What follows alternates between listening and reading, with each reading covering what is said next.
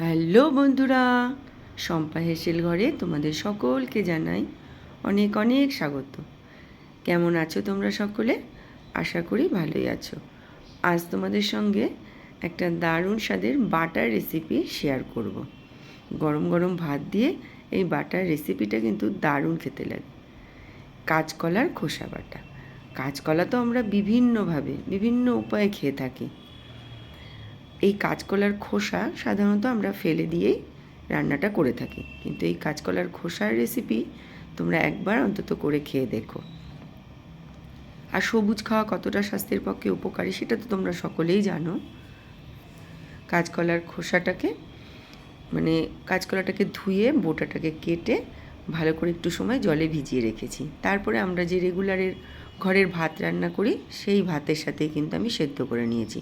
ভাত কিন্তু দেখো একটুও কালো হয়নি, কারণ কাঁচকলাটাকে আমি খোসাটাকে ছাড়িয়ে অনেকক্ষণ জলে ভিজিয়ে রেখেছিলাম, আর তার ফলে ভাতটা কিন্তু একদমই কালো হয়নি। আর ভাতে সেদ্ধ দিলে কাঁচকলার খোসার স্বাদ কিন্তু দ্বিগুণ হয়ে যায় নর্মাল সেদ্ধ করার থেকে। নর্মাল জলে অনেকেই সেদ্ধ করে থাকে, কিন্তু তার থেকে যদি ভাতের মধ্যে সেদ্ধ করা হয় তার স্বাদ কিন্তু দ্বিগুণ ভালো হয়।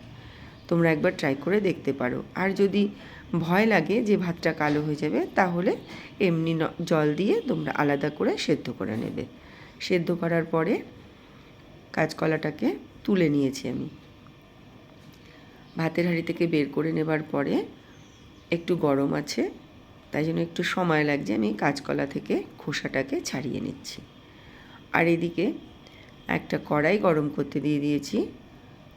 গ্যাসটাকে রেখে দিয়েছি একদম লো ফ্লেমে। 3টে শুকনো লঙ্কা প্রথমে আমি একটুখানি শুকনো খোলায় ভেজে নেব। আর এই রেসিপিটা করতে কিন্তু মশলা একেবারে লাগে না বললেই চলে, খুব কম মশলায় দুর্দান্তটা রেসিপিটা তৈরি হয়ে যায়। মোটামুটি একটু লাল লাল হয়ে যাবার পরে শুকনো লঙ্কাটা সাইডে সরিয়ে রেখে 1 বড় চামচ কালো জিরে আমি এই কড়াইতে দিয়ে দিচ্ছি। আর গ্যাসের ফ্লেমটা আবার বলছি একদম লো। এই দেখো কালো জিরাটা কেমন চটপট করে নিজেরাই ফুটে উঠছে।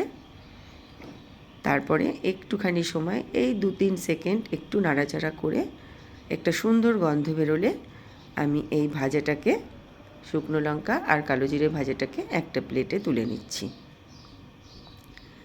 তারপর আবার এই কড়াইটা গরমই আছে, গ্যাসে দিয়ে দিচ্ছি আর দিয়ে দিচ্ছি একটুখানি তেল, 1/2 চামচ মতো। তেলটা একটু গরম হয়ে গেলে পরে এই তেলের মধ্যে আমি কয়েকটা রসুনের কোয়া ভেজে নিচ্ছি। এই 6-7টা মতন রসুনের কোয়া। রসুনের কোয়াটা একটু লাল লাল হলে দেখতে পাচ্ছ তোমরা। এবার এটার মধ্যে দিয়ে দিচ্ছি 2টো কাঁচা লঙ্কা চেরা। এই কাঁচা লঙ্কাটা তেলের সাথে ভেজে নিলে খুব সুন্দর একটা গন্ধ বেরোয়। আগেই আমি শুকনো লঙ্কা দিয়েছি, কিন্তু শুকনো লঙ্কার সাথে এটা দিলে ফ্লেভারটা খুব ভালো আসে। তোমরা তোমাদের স্বাদ অনুযায়ী ঝালটাকে এখানে অ্যাড করবে। আর যে কালো জিরে আর শুকনো লঙ্কাটাকে আমি ভেজে রেখেছিলাম, ওটাকে এবার আমি শিলে ভালো করে গুঁড়ো করে নিচ্ছি, বেটে নিচ্ছি আর কি। আর এদিকে কাঁচকলার খোসাটা ঠান্ডা হয়ে গেছে, এবার ছোট ছোট টুকরো করে কেটে নিয়েছি। এবারে এই টুকরোগুলোকে, খোসার টুকরোগুলোকে আমি মিক্সির জারে দিয়ে দিচ্ছি। মিক্সির জারে এর সাথে দেব ভেজে রাখা রসুনগুলো আর কাঁচা লঙ্কাটা, আর দিয়ে দেবো নিজেদের স্বাদ অনুযায়ী নুন। এখানে আমি দেখো ছোট 1 চামচ নুন ব্যবহার করলাম, তোমরা তোমাদের স্বাদ অনুযায়ী দেবে। এবার এটাকে আমি মিক্সিতে পেস্ট করে আনবো। এদিকে একটা কড়াই গরম করতে বসিয়ে দিয়েছি, এর মধ্যে দিয়ে দিলাম 1 বড় চামচ সর্ষের তেল। আর যে কোনো বাটাবুটি সর্ষের তেলে খেতেই বেশি ভালো লাগে, তোমরা সকলেই জানো।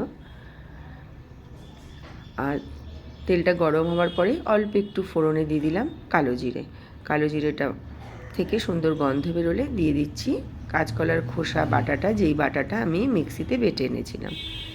এবারে গ্যাসের ফ্লেম লোতে রেখে এই জলটাকে ভালো করে শুকিয়ে নেব। খুব বেশি সময় কিন্তু লাগে না। নিজেদের স্বাদ অনুযায়ী অল্প একটু মিষ্টি মিশিয়ে দেবে। মিষ্টি না দিলে স্বাদের ব্যালেন্স কিন্তু হয় না কোনো রান্নায়। দেখো এটা ভাজা প্রায় হয়ে গেছে, আর ভাজা হবে তখনই বুঝে যাবে যখন এটা কড়াইয়ের গায়ে লেগে যাবে না, উঠে আসবে। ভাজা প্রায় হয়ে গেছে দেখে এবার আমি মিশিয়ে দিলাম মিক্সিতে না, শিলে যেই মশলাটা আমি বেটে রেখেছি, মানে কালো জিরে আর শুকনো লঙ্কা ভালো করে মিশিয়ে দিচ্ছি। এবার এটাকে তুলে নেবো। আর এই যে তুলে নেওয়ার আগে তোমাদের দেখিয়ে দিচ্ছি, দেখো কড়াইতে কিন্তু আর লেগে যাচ্ছে না। প্রথম দিকে কড়াইতে লেগে যায়, যখন এটা হয়ে যায় একদম রেডি নামার জন্য, তখন এটা আর কড়াইয়ের গায়েতে লেগে যায় না, এটা সুন্দর করে তুলে আনা যায়। ব্যাস তুলে এনেছি। দেখলে তো কত সহজ আর একেবারে একদম মশলাপাতি ছাড়াই একটা সুন্দর রেসিপি তৈরি হয়ে গেল। আর এই রেসিপিটা গরম গরম ভাতের সাথে এত এত অসাধারণ স্বাদের হয়, তোমরা একবার খেয়ে দেখলেই বুঝতে পারবে। আজ তাহলে এখানেই শেষ করছি। খুব তাড়াতাড়ি হাজির হয়ে যাব অন্য কোনো নতুন রেসিপির সঙ্গে।